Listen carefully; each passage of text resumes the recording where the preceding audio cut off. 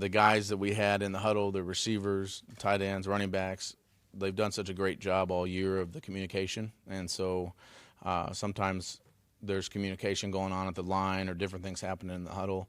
And it was good to have those guys in the huddle because it's been a core group for us all year. And they stepped up and they all contributed on that last drive. All eyes seem to be on the Parker-Gilmore matchup. How were you able to exploit that to your advantage? Well, Steph is a special player and has been all year and has been for years now. And, for us and for me as a quarterback, I'm always going to rely on my playmakers. And Devontae's been that guy all year long. So, there are a couple that maybe I didn't get in there, make the throw, or Steph did a good job with.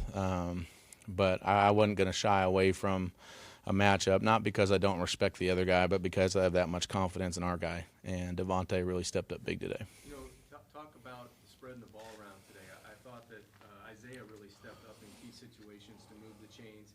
You were able to find him a couple times. Mike with the big catch at the end. Just take us through spreading the ball around and those guys really coming. Yeah, it was huge. Sometimes we relied on throwing to Devontae outside, and a lot of times we relied on working the middle of the field, and they really, I missed Albert a couple times that, I wish I would have hit him, but he had some nice catch and runs. Isaiah, same thing. And I think as a quarterback, when you have guys that you trust and they're going to do the right thing and they're going to make the play, makes your job a lot easier. And all those guys out there have certainly developed into that this year. And again, I said this the last few weeks about Isaiah Ford. He's a special guy, a guy that you can just rely on in any situation, and he did a great job today. Brian, take us through that last drive. It seemed like there was a calming effect. You guys had really controlled the game, and they didn't take the lead till very late in the game, under 4 minutes. What was the feeling going into the huddle? Did you guys have that belief that, hey, we could put one drive together and stick it in the end zone? Yeah, we definitely had a lot of confidence, and once they got down there, I was kind of happy they took the lead rather than tied it up, just so then it was really all on us to go down there and score a touchdown or not. A great situation to be in, with a lot on the line for them and for us, maybe not as much on line, but the pride and all the things that we've worked through this year. There was a ton on the line for us too, and I'm just proud of the way we played, proud of the way we coached today, and sometimes you don't get rewarded, but this was a big reward for the guys that stuck with it all year. In terms of pride, they really hammered you down there at the start of the season, and you come back and win 5 out of 8 in 21 years.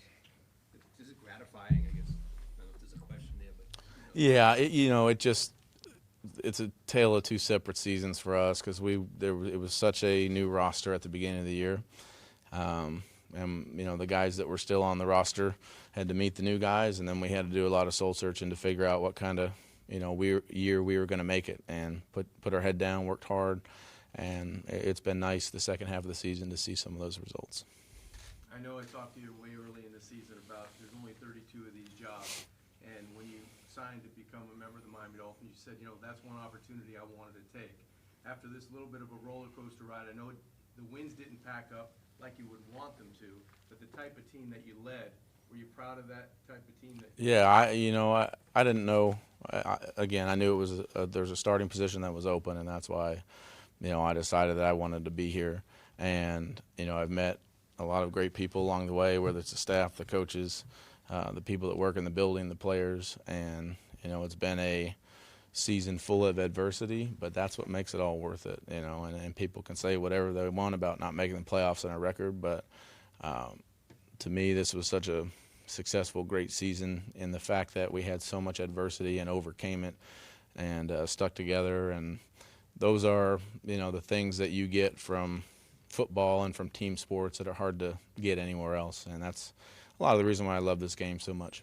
What do you think the story of the season is for you guys? What will you look back and remember about this?